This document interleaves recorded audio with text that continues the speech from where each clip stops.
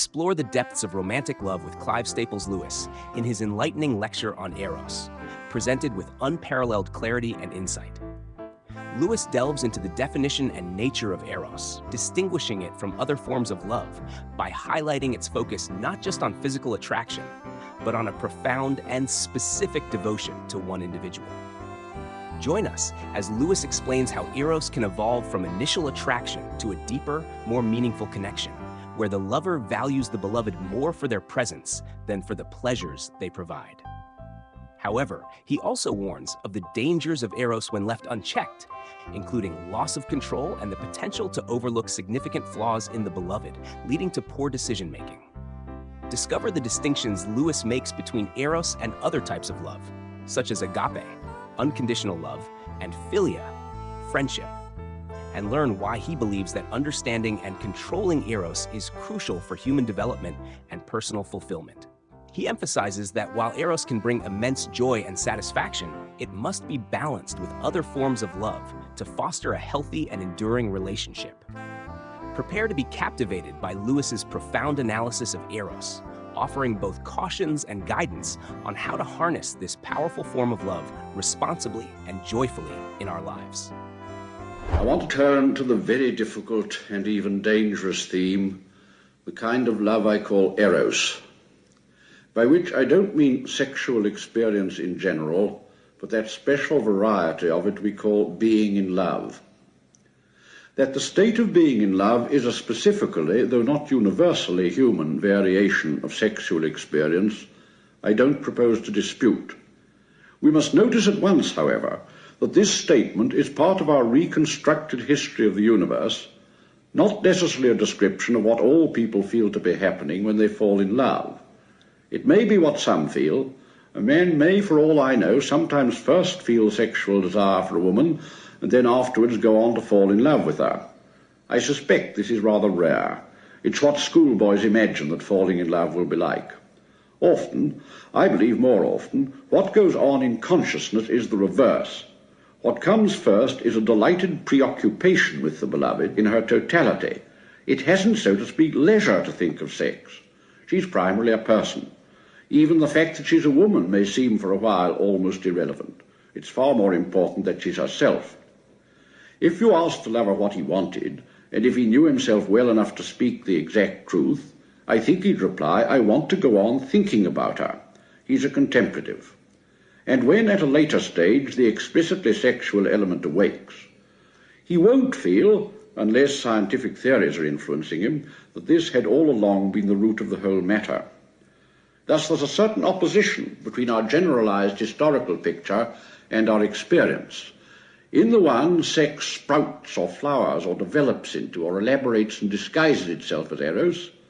In the other, Eros takes over and reorganizes sex like an invader, taking over and reorganizing the institutions of a conquered country.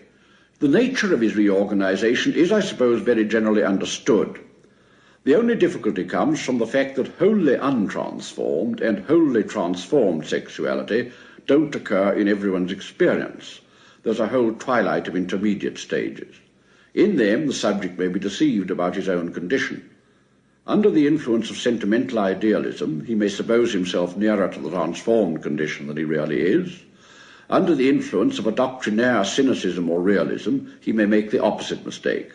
But the extremes in their, so to speak, chemical purity are not uncommon, and I'll concentrate on them for clarity's sake. Sexual desire without Eros wants it, the thing itself. And the thing, of course, to speak plainly, is a sensation located, like all sensations, within one's own body. There's no more unfortunate idiom than that which makes us say that a lustful man prowling the streets wants a woman. In a sense, that's exactly what he does not want. Or he wants her as he wants a packet of cigarettes or a bottle of wine. Wants, that is, the sensations he will have in smoking or drinking. Similarly, he wants a pleasure for which a woman is the necessary piece of apparatus. How much he wants the woman herself may be gauged by his attitude to her 5 minutes after fruition. One doesn't keep the packet after one smoked the cigarettes. Now, Eros does make it possible in the strictest sense to want a woman, not of course any woman, but this one. The lover in some mysterious fashion desires the beloved, rather than the pleasure she can give. No one ever sought the embraces of the woman he loved as the result of a calculation that she would be more pleasurable than any other woman. Without Eros, this desire, like every other bodily desire, is primarily a fact about ourselves. Within Eros, it's about the beloved. It becomes almost a mode of perception and certainly a mode of expression, something outside us in the real world. Eros, though the father of pleasures, has usually the air at his height of regarding pleasure as a byproduct. Hence in his realm the miraculous combination of great desire with great ease in abstaining. And anyway, whose pleasure? The distinction of giving and receiving is here obliterated. Now this whole talk would go astray if I didn't at once say with every possible emphasis that these distinctions are not intended to carry any moral valuation at all. The sinfulness or innocence of the act of love does not depend in the least on the presence or absence of Eros. Right and wrong turn on things far plainer and more prosaic than fine shades of feeling. This act, like any other, is to be justified by its conformity to the great rules, on the keeping or breaking of promises, on justice or injustice, on charity or selfishness. Thousands of generations of our ancestors were married off in early youth to partners chosen by their parents with whom they were not in love. Dozens of them were good people and kept their vows. The mutual duty of paying their marriage debt, as it was called, was discharged with no other ammunition than plain animal appetite, for no other was to be had, and they did right. On the other hand, this act, done under the influence of a soaring and iridescent Eros, may yet be plain adultery, may involve breaking a wife's heart, deceiving a husband, betraying a friend, polluting hospitality, and abandoning one's children. Fine feelings don't mend the matter at all. In my distinctions between sexuality in general and Eros, I have not been evaluating, but only trying to define. I now turn to questions which do involve good and evil. With mere sexuality, and all the sufferings and sins it has scrawled across human life, I'm not concerned. My subject is Eros. But this subject itself forces us to make a distinction between Eros in general and the explicitly or carnally sexual element within it. It's been widely held in the past, it's perhaps held by some unsophisticated people today, that the moral danger of Eros derives chiefly from the carnal element, and that Eros is in some sense best or noblest or purest when this is reduced to a minimum. Hence some of the older moral theologians seem to have thought that the thing chiefly to be guarded against in marriage was a soul-destroying surrender to the senses. Notice, however, that this is not the scriptural approach. St. Paul, dissuading us from marriage, says nothing at all about that side of the matter, except to discourage prolonged abstinence from the act of love. What he fears is preoccupation, the need of constantly pleasing, that is, considering one's partner, the multiple distractions of domesticity. It's marriage itself, not the marriage bed, which will be likely to prevent us from waiting uninterruptedly on God. And surely St. Paul's right. If I may trust my own experience, it is, within marriage as without, the prudential and practical cares of this world, and even the smallest and most prosaic of those cares, which are the great distraction. My prayers have more often been hindered by petty anxieties and decisions about the conduct of the next hour or so than by any passion or appetite whatever. It seems to me clear that the medieval writers, themselves nearly all celibates, were unaware of the change Eros works upon sexuality. Preoccupation with the beloved may indeed be an obstacle in the spiritual life, but not, I think, chiefly that kind of preoccupation. Nevertheless, the act of love, within Eros, between lovers, is haunted, and especially in our time, by its proper danger. The problem is to regard it with the right kind and the right degree, no more, of seriousness. Of course, considered in relation to its possible consequences and to the marriage vow, it is as serious as any natural action could be. I'm not speaking of that. I'm speaking of it considered, as all lovers do and must consider it, in itself. Now, the act of love, Venus, as our ancestors called it, has, even on those terms, its own inherent kind of gravity, but it's also very possible to take it too seriously or with the wrong seriousness, and especially today. A preposterous and ludicrous solemnization of sex has been going on almost since my life began. Nothing is more needed on this subject at the moment than a good outbreak of belly laughter. One author tells us that Venus should recur through the married life in a solemn sacramental rhythm.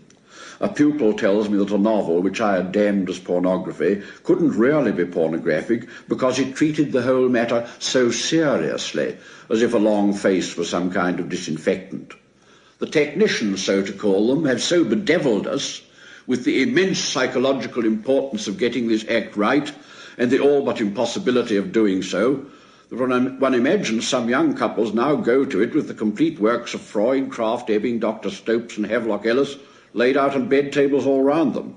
Then there's D.H. Lawrence too, and the whole Pillar of Blood school. We're threatened with something like a revival of the phallic religion. But we must not be totally serious on this subject. Indeed, we can't be totally serious without doing violence to our humanity. It's not for nothing that every language and literature in the world at every period is full of jokes about sex. Many of them may be dull or disgusting. Nearly all of them are past their first youth. They may sometimes be an occasion of sin, though not so often, I believe, as people have thought. But we must insist they express an attitude to Venus which, in the long run, endangers the Christian life far less than one of reverential seriousness. Love ceases to be a demon only when he ceases to be a god. We must not attempt to find the absolute in the flesh. Banish play and laughter from the bed of love, and you have let in a pagan gravity. The mass of the people are perfectly right when they insist that Venus is a partly comic spirit. Venus herself will take a revenge if we accept her occasional claims to total seriousness.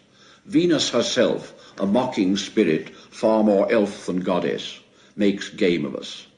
Where all external circumstances are fittest for her service, she will leave one or both the lovers totally indisposed. Where every overt act is impossible and even glances cannot be interchanged, in crowded shops and at interminable parties, she will assail both with all her powers.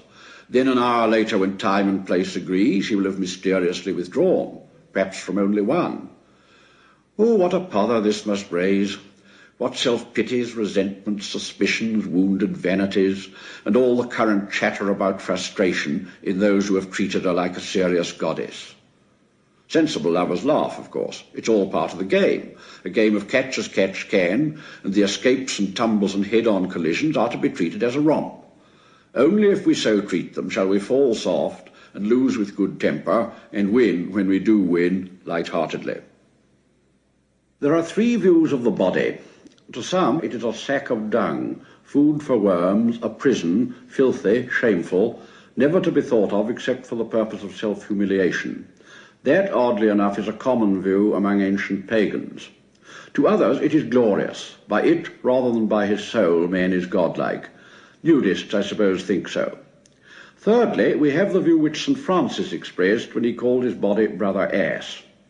All three may be, I'm not sure, defensible, but St. Francis for my money.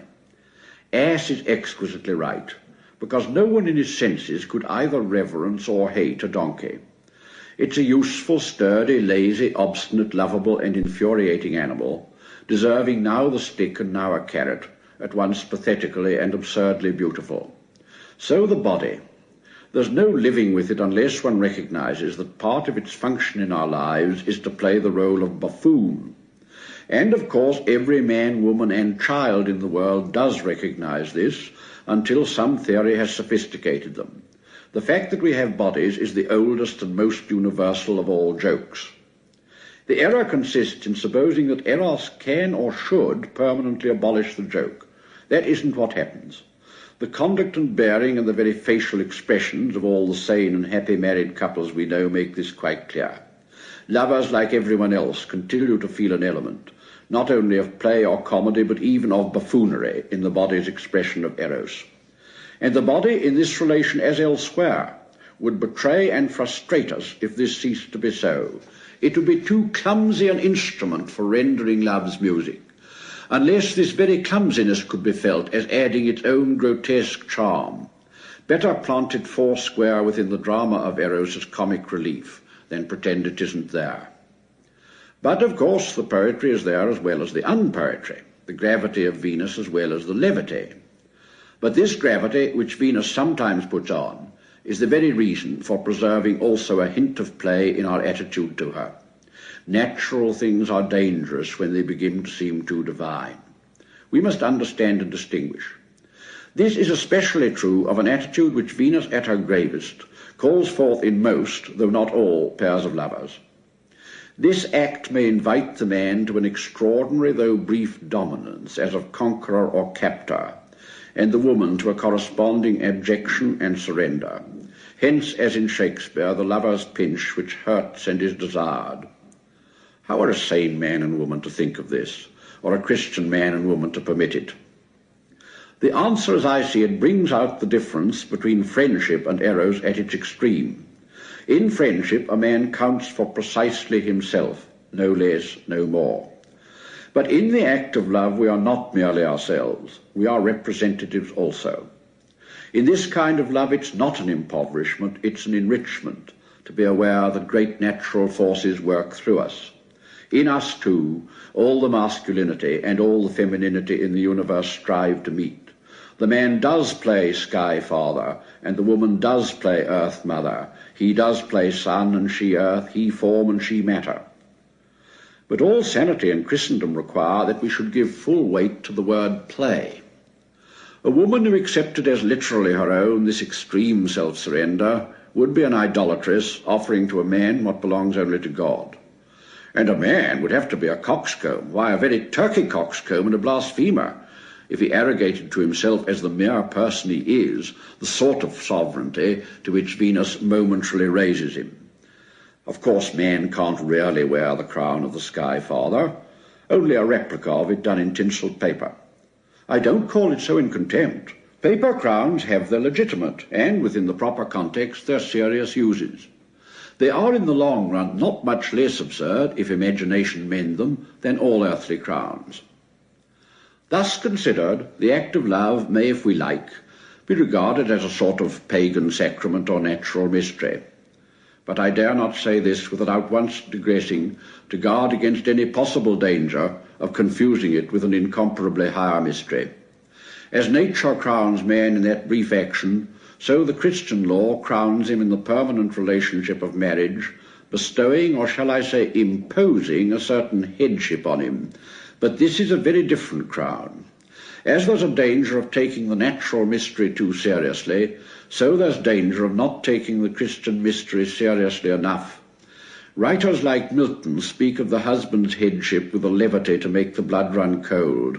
They'd better reread St. Paul. The husband is the head of the wife just in so far as he is to her what Christ is to the church.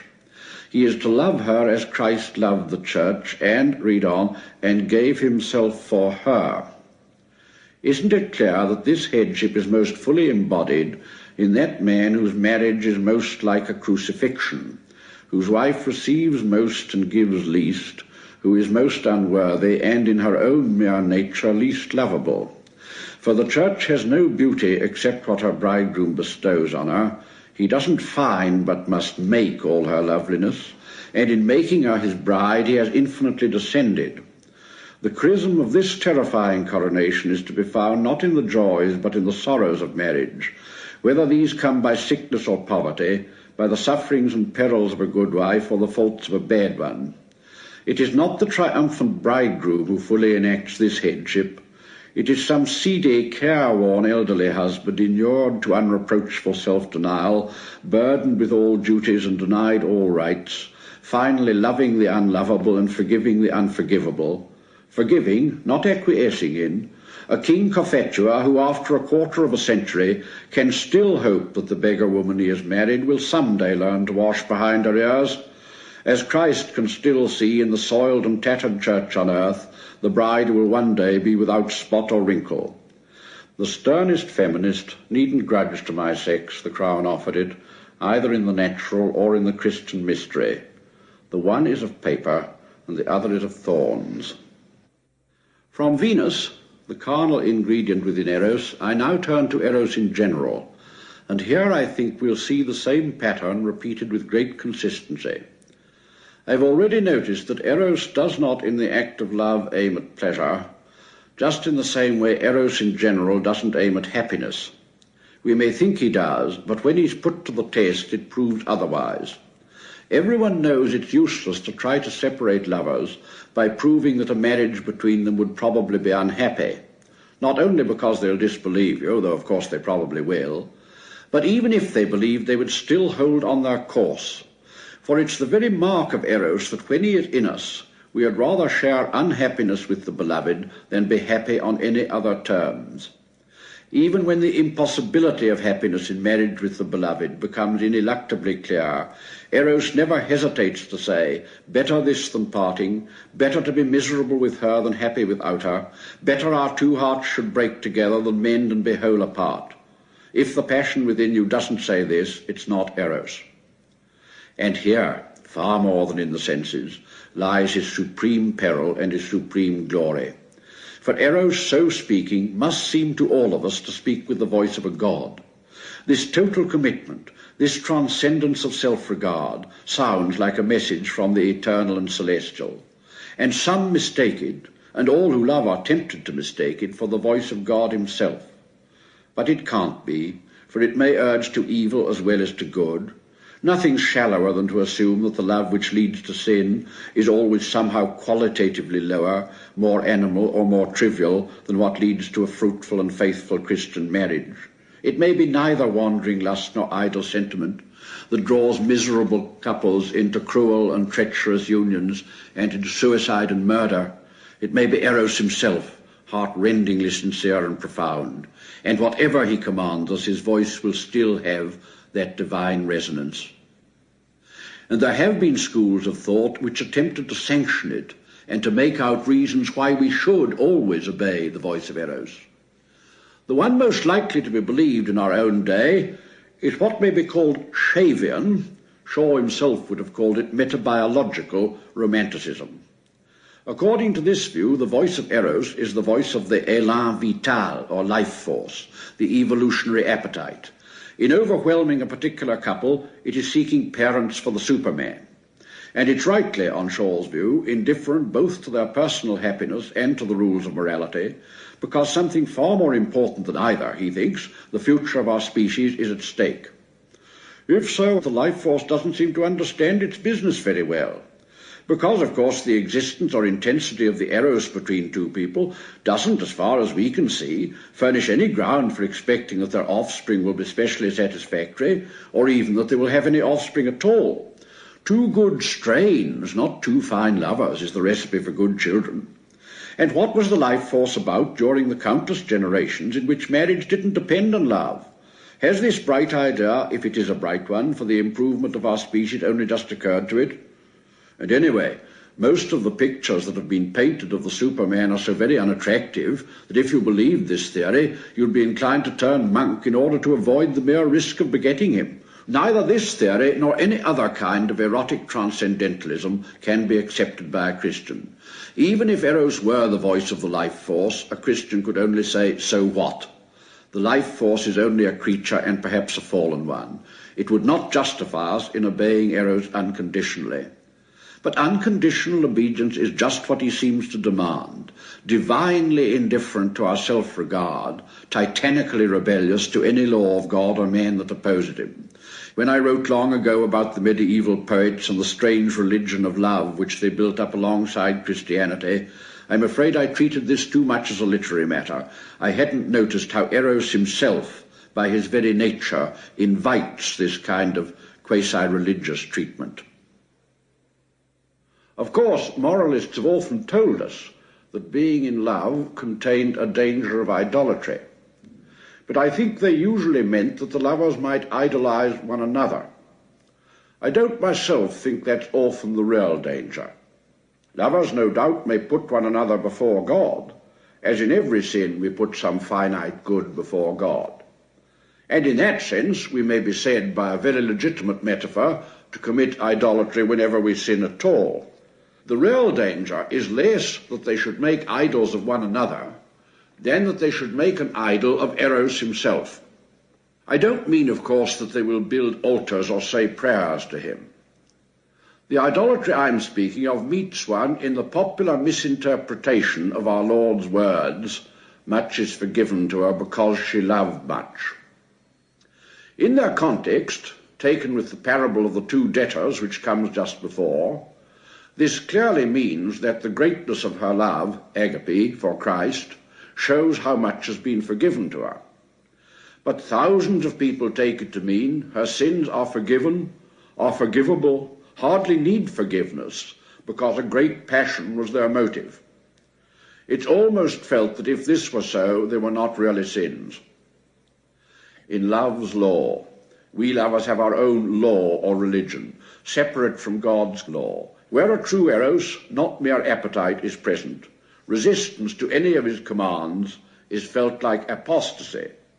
Temptations speak with the voice of duties, quasi-religious duties, acts of pious zeal. For he builds up his own religion round the lovers. Now they feel they are under his new law, under what in this religion corresponds to grace. They feel they are new creatures. His mere spirit supersedes all laws. These temptations, disguised as a sort of zeal or a sort of piety, needn't of course be temptations to unchastity. They are quite as likely to be temptations to act unfairly or uncharitably towards the outer world. It is for love of you that I have neglected my father, for love of you that I cheated my partner. And all the time we have the tormenting paradox that this quasi-God, this eros whose voice sounds like the eternal, isn't eternal at all. He's notoriously the most desperately mortal of our passions. The whole world rings with complaints of his fickleness. What is puzzling here is not just the fickleness itself. What's really baffling is the combination of this fickleness with his violent assertions that he will be permanent. To be in love is both to intend and to promise eternal constancy. Love makes vows without being asked. "I will be ever true" are the first words he utters. Now, appetites don't speak with that voice. The man who is moved to overeat or overdrink doesn't at all necessarily resolve on lifelong gluttony or drunkenness. If anything, he's far more likely to assure himself that this is the very last time he will indulge in either. He reaches out his hand for the decanter in order to fortify with one more glass his resolution to become a teetotaler. Far more like the love situation is that of the amorist, no mere sensualist, still less a cynic, who has a new so-called wife or mistress, or at least a new affair, every time we meet him, and is quite certain that this time it's the real thing. His wanderings are over, he's found his true love at last, and to her he will be true to death. The closest parallel to the behaviour of eros is to be found not in our ordinary appetites, but in what may perhaps, for convenience, be called the intellectual passion. Beside the amorist sat the faddist. You know, every time you meet him he has at last found the key to the riddle of the universe. It has been Marx, Freud, Jung, Theosophy, Yoga and Dianetics. Christianity is often given its turn. At each time he feels the same certainty. The resemblance is not accidental, and it doesn't, as we might hastily suppose, redound wholly to the discredit of eros. The passion of the faddist is in a very disordered condition, but it is not a contemptible passion. A brutal and sordid man wouldn't keep on thinking he had found a coherent system of truth. If it were offered him on a plate, he wouldn't care tuppence about it. He'd rather have a drink or a draw on a sweepstake or a new car. The thirst for truth, which the faddist keeps on thinking he has finally slaked, is something men ought to have. He is neither culpable for feeling nor deceived in thinking it of immense value. So with the amorist. But both trust the passion itself and a very early phase of it to do for them what no passion can do. A passion can only move us, only supply incentive and energy. It is merely the dive that gets us into the water. Once in, swimming, not diving, is the thing. The faddist's delight in the discovery of, as he thinks, truth is to be admired, not mocked. The trouble is that he expects the possession and use of truth to be exactly like the discovery. If after his dive he used his muscles and swam, his history would be quite different. The amorist similarly expects being in love to be exactly like falling in love. When the delicious falling is over, when the dive's got him into the water, he doesn't know how to go on. He has enjoyed the incentive of the passion. He never discovers what it is an incentive to, so he presently climbs out and tries a dive in a different pond. For love by itself will not keep us in love, or not for very long. Falling in love is something that happens to us. Being in love, still more remaining permanently in love, is something we do. No passion is self-preservative. The promise of permanence which Eros makes can be kept, but it isn't Eros of himself who can keep it. Yet the transcendental quality in his voice, our feeling when in love that this condition should and must be everlasting, is not wholly a deception. What it really signifies is the immense value, and in its possible developments, the really otherworldly and spiritual value of the change which falling in love works upon us. In a moment it has made appetite itself altruistic, tossed personal happiness aside as a triviality, and planted the interests of another in the centre of our own being. At one bound it has overleaped the high wall of our selfhood. We find ourselves, as regards one other person, really fulfilling the law, really loving another as ourselves. But having done this, the mere feeling will do no more. Eros has now done his stuff. He will not extend this selflessness to others besides the beloved. He may do quite the opposite. He will not even perpetuate it towards her. He will not of himself, even in that relationship, remain the sort of love he promised to be. He may not remain any sort of love at all. He may simply die. For, of course, as we all really know, mere spontaneous feeling will not keep any pair in love even for a few months or weeks. The passion in its total and selfless commitment is intermittent, recurrent. The old self soon turns out not to be so dead as it seemed, as often after a religious conversion. In both, the old self may for the moment be knocked flat, but he will soon be up again, if not on his feet, at least on his elbow, if not roaring, at least back to his old surly grumbling or mendicant whine. The corruptions return. Venus will sometimes slip back into mere sexuality. What's 10 times worse, that desire for the beloved herself, for total unity, may take on a morbid form. It may come to be a sort of imperialism, a desire for absorbing without being absorbed, possessing without being possessed, making the beloved, every thought, wish and interest, a mere reflection of oneself. And since the beloved may often have exactly the same program for you, success, which would be infamous if achieved, is not very probable. At this stage, the couple are almost fortunate if they fall out of love altogether, but they may remain in it, in that sort of love which is increasingly a sort of hatred. One thinks of Anna Karenina and Vronsky in the novel, jealous, exacting, and resentful. The old amorous exaggeration, "I could eat you," now takes on a new and horrible meaning. My point isn't that these dangers can't be averted. They are averted daily by thousands of couples, but they're not averted by Eros himself. The lovers who idolized him, who trusted all to the strength of their original emotion, will fare the worst. If love is to remain, and to remain himself, he must be supported by outside help. And this everyone knows. You need a bit of common sense, they say, or some give and take, or a sense of humour. Yes, but in clearer language, you need a firm will to justice. You need a will already pretty well trained and disciplined. In the long run, you need the grace of God. And in this, Eros is like all the natural loves. They have not within themselves resources to secure their own permanence, or to keep themselves from internal corruptions, nor to be innocent in dealing with those outside the circle of love. To say that they all need correction by higher powers in us, and by a power higher than we, though true, is not perhaps the best way of putting it. This suggests that it is always, as it is sometimes, our duty to renounce or diminish them. I should rather say they need the help of higher powers in order to become and remain themselves.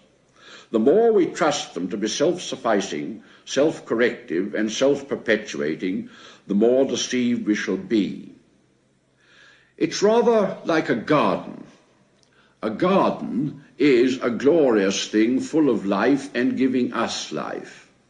But you must not trust your garden to weed itself or fence itself or prune itself or anything of that sort. It hasn't got that kind of goodness. A garden left to nature will soon not be a garden. It's the same with our passions. They also are life-giving. But when God planted that garden of our passions, he set a man over it to dress it, and set the man under himself.